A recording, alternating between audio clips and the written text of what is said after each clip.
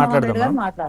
శరత్ చౌదరి గారు ఎట్లా చూస్తారు వైసీపీ మీద, విజయసాయి రెడ్డి మీద వైసీపీ సోషల్ మీడియా కావచ్చు, ఇన్ఫ్యాక్ట్ మెయిన్ మీడియాలో కూడా ఏదైతే సర్క్యులేట్ అవుతుందో వీడియో ఆయన టీడీ జనార్దన్ని కలిశారు, టీడీపీతో కలిసి కుట్ర పన్నారు, సిట్ విచారణకు ముందు కలిశారు, ఇలాంటివన్నీ వచ్చినాయి కదా. దీని గురించి టీడీపీ ఏమనుకుంటుంది, అసలు టీడీపీ నాయకులు కానీ టీడీపీ కానీ ఏమనుకుంటుంది?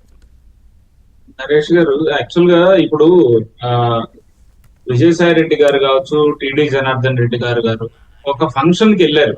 ఒక గ్యాదరింగ్ ఎక్కడైతే ఆదిశేషగిరిరావు గారు ఉన్నారో, కృష్ణ గారి తోటి ఆల్మోస్ట్ తెలుగుదేశం పార్టీకి ఏ విధంగా అయితే అనుబంధం ఉందో కృష్ణ గారి కుటుంబ సభ్యులందరితోటి, అలాగే విజయసాయి రెడ్డి గారికి కూడా గత 10-15 సంవత్సరాల నుంచి వాళ్ళతోటి ఒక అనుబంధం ఉంది. వాళ్ళ ఇంట్లో ఒక ఫంక్షన్ జరిగిన దానికి వీళ్ళు అనుకోకుండా అక్కడికి వెళ్తే దాన్ని ఒక రాద్ధాంతం చేయాలి, ఇక్కడ ఇప్పుడు ఉన్న లిక్కర్ స్కామ్ అనే దాన్ని కంప్లీట్ గా డైవర్ట్ చేయాలి అని వీళ్ళు ఆడుతున్న ఒక దుశ్చర్య అనమాట. ఇది పైగా ఆయన బ్రాడ్ డే లైట్ లో వెళ్తే రహస్యంగా కలిశారని మళ్ళా వస్తుంది అనమాట.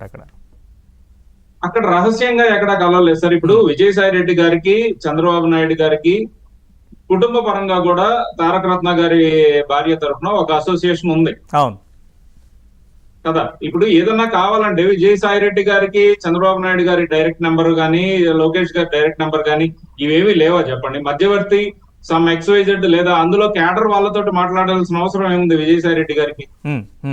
ఇదేంటంటే సింపుల్ గా ఇప్పుడు ఆయన తెలుగుదేశం పార్టీకి అమ్ముడుపోయాడు, ఇట్లాంటి వార్తలన్నీ చెప్పేసి ఏదో డైవర్షన్ పాలిటిక్స్ ఒకటి చేయాలని చెప్పి జగన్మోహన్ రెడ్డి ఆ కోటరీ చేస్తున్న ఒక నాటకం అనమాట. ఎందుకంటే విజయసాయి రెడ్డి గారు రాజీనామా చేశారు, ఆ సీటు ఎవరు తీసుకున్నారండి? బీజేపీ వాళ్ళు తీసుకున్నారు. బీజేపీ వారు రాజ్యసభ ఫిల్ అయ్యింది, ఈయన ఖాళీ కాస్త.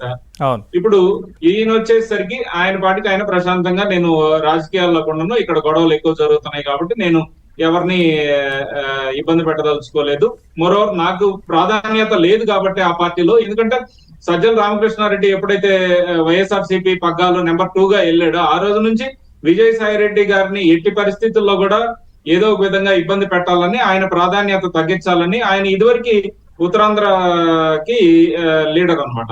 అక్కడికి సంబంధించిన ప్రాధాన్యత కూడా ఆయన తీసేసి ఆయన్ని ఒక మూలకు నెట్టేసిన పరిస్థితి జరిగి, అప్పటి నుంచి ఇతన్ని జగన్మోహన్ రెడ్డి ఫ్యామిలీకి, జగన్మోహన్ రెడ్డికి దూరం చేసే పరిస్థితి గత 4 సంవత్సరాల నుంచి జరుగుతూ ఉంది. ఆయన ప్రాధాన్యత కంప్లీట్ గా తగ్గింది. ఇప్పుడు జగన్మోహన్ రెడ్డి ఎలాంటి మనిషి అనేది మనం చూస్తూనే ఉన్నాం. ఆయనతో పాటు ఈయన ఎన్నో కేసుల్లో, 22 కేసుల్లో సహనిందితుడు. ఈయన కావచ్చు, రమణ కావచ్చు, వీళ్ళిద్దరూ ఒక పక్కన సహనిందితులు అయ్యండి సిబిఐ ఈడీ కేసుల్లో.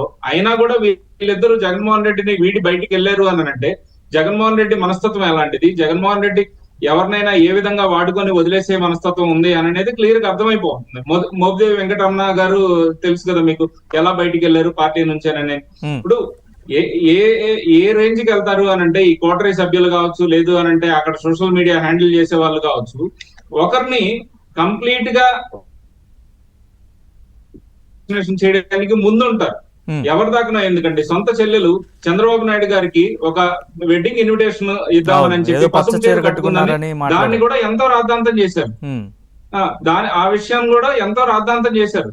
అలాంటి జగన్మోహన్ రెడ్డి ఈ రోజు విజయసాయి రెడ్డి తెలుగుదేశంతో కలిశారు. తెలుగుదేశంతో కలిసినా కలవకపోయినా అక్కడ జరిగిన డ్యామేజ్ ఏంటి రాష్ట్రానికి, లేదు అని అంటే వీళ్ళు చేసిన తప్పేంటి అనేది అయితే మార్చలేరు కదా. ఇప్పుడు రాష్ట్ర చరిత్రలో కావచ్చు, ఆఫ్టర్ ఇండిపెండెన్స్, స్వతంత్ర భారతదేశంలో స్వాతంత్రం వచ్చిన తర్వాత 1947 తర్వాత ఇప్పుడు వరకు ఎంతమంది ఐఏఎస్లు, ఐపీఎస్లు ఈ రోజు శిక్ష అనుభవిస్తున్నారు అని అంటే ఓవరాల్ గా వైసీపీ పార్టీ తరఫున 16 మంది ఐపీఎస్లు, 11 మంది ఐఏఎస్లు ఈ రోజు ఊచలు లెక్క పెట్టే పరిస్థితుల్లో ఉన్నారు. వాళ్ళు ఎందువల్ల ఈ సిచ్యువేషన్ వచ్చింది వాళ్ళకి అని అంటే జగన్మోహన్ రెడ్డి చెప్పిన అడ్డమైన పనులు చేయటం వల్ల కావచ్చు, లేదు అని అంటే ఈయన వాళ్ళకి ఇచ్చిన ప్రోత్సాహకాల వల్ల కావచ్చు, ఇవన్నీ జరుగుతున్నాయి. ఇప్పుడు ఈయనేదో వచ్చి నేను సినిమా చూపించేస్తాను అని అంటున్నాడు. దగ్గర ఇప్పుడు ఊరామారిగా మనకు తేలిన లెక్కనే 3200 కోట్లు వీళ్ళు అక్రమంగా లిక్కర్ స్కామ్ లో తీసుకున్నారని చెప్పి. అలాగా మిగిలినవన్నీ చూసుకుంటే మనకి ఎంత డీవియేషన్ జరిగింది, పాలనలో ఎంత డీవియేషన్ జరిగింది, లేదు అని అంటే ఏ విధంగా సంబంధం లేని వాళ్ళు అందులోకి వచ్చారు. ఇప్పుడు విజయసాయి రెడ్డి దగ్గర ఆయన ఇంట్లోనే ఆయన విల్లాలోనే ఈ లిక్కర్ స్కామ్ అనే దానికి బీజం పడింది వాస్తవంగా. హైదరాబాద్ లో కావచ్చు, లేదు అని అంటే విజయవాడలో ఆయన నాకేం సంబంధం లేదు అంటున్నారు కదా.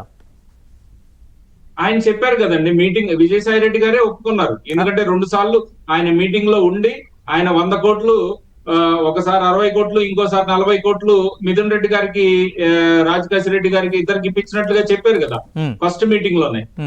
సో ఆ విధంగా ఏంటంటే వీళ్ళందరూ కలిసి అక్కడ లిక్కర్ కి సంబంధించి ఆ కన్సర్న్ మినిస్టర్ గాని వాళ్ళెవరూ లేరు ఇక్కడ, అందరూ బయట వాళ్ళే. భారతీయ సిమెంట్ డైరెక్టర్ కి ఏం సంబంధం లిక్కర్ లో?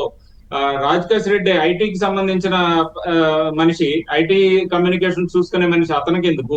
ఎక్కడ పార్లమెంట్ లో ఉండాల్సిన అతను మిథున్ రెడ్డి, వీళ్ళందరూ కలిసి ప్రతి నెల కంపల్సరీగా ఒక 60 కోట్లు మనకి రావాలి అని ఒక పథకం ప్రకారం ఎప్పుడైతే వీళ్ళు గెలుస్తారు అని వాళ్ళకి కన్ఫర్మేషన్ వచ్చిందో అప్పుడే వేసిన పథకం ఇదంతా. సో ఇందులో ఇక్కడ విజయసాయి రెడ్డి గారు ఆలోచించింది ఏంటి అని అంటే, సరే ఇన్ని రోజులు కష్టమో నష్టమో కేసులు చాలా ఎదుర్కొన్నాం, కానీ ఇప్పుడున్న పరిస్థితుల్లో ఈ ఏజ్ లో నాకు ఈ కేసులు కానీ ఇవన్నీ అవసరమా అని ఆయన ఇప్పుడు పడతా ఉండొచ్చు. ఎందుకంటే మనకి కాకినాడ పోర్టు విషయంలో కూడా చూస్తే ముందు కేసు వచ్చింది, ఆ తర్వాత ఆయన ఇన్వెస్టిగేషన్ కి రావడంతో తర్వాత కాంప్రమైజ్ అయిపోయి ఎవరి షేర్ వాళ్ళు వెనక్కి ఇచ్చారు. అంటే ఆయన ఎంతో కొంత చేంజ్ అయ్యాడు అనేది మనకు అర్థం అవుతుంది దీనివల్ల. విజయసాయి రెడ్డి గారి యాటిట్యూడ్ లో కావచ్చు, బిహేవియర్ లో కానీ కొద్దిగా చేంజ్ వచ్చింది అనేది మనకు అర్థమవుతుంది. కానీ జగన్మోహన్ రెడ్డికి ఆ చేంజ్ అనేది నచ్చట్లేదు. ఇన్ని రోజులు మన దగ్గర ఉండి ఇప్పుడు ఇతను ఈ విధంగా చేంజ్ అయ్యి వ్యక్తిగతంగా నాకు ఇంత ఇబ్బంది కలిగిస్తున్నాడు అనేది ఆయన మనసులో పెట్టుకొని ఇక విజయసాయి రెడ్డి మీద విషయం చిమ్మటం అనేది మొదలు పెట్టాడు. సో ఎవరు ఏం చేసినా ఫైనల్ గా సిట్ వాళ్ళ దగ్గర అన్ని వివరాలు ఉన్నాయి. ఎవరు ఎక్కడెక్కడ ఏ విధంగా ముడుపులు తీసుకున్నారు అనేది, ఎన్ని లేయర్స్ ఉన్నాయి, 7-8 లేయర్స్ పెట్టుకొని ఎవరికి ఒకరికొకరికి సంబంధం లేకుండా ఏ విధంగా డబ్బులు చేతులు మారినాయి, వీళ్ళందరూ ఎవరెవరి దగ్గర గోల్డ్ బిస్కెట్లన్నీ కొనుగోలు చేశారు, అవన్నీ ఎక్కడికి వెళ్ళినాయి, మాక్సిమం అన్ని ఆధారాలు వచ్చినాయి. సిట్ కావచ్చు, ఈడీ కావచ్చు, ఈ కేసులో జగన్మోహన్ రెడ్డి ఎట్టి పరిస్థితుల్లో తప్పించుకునే పరిస్థితి అయితే లేదు. రైట్, ఒక్క నిమిషం దుర్గా కుమార్ గారు. సార్,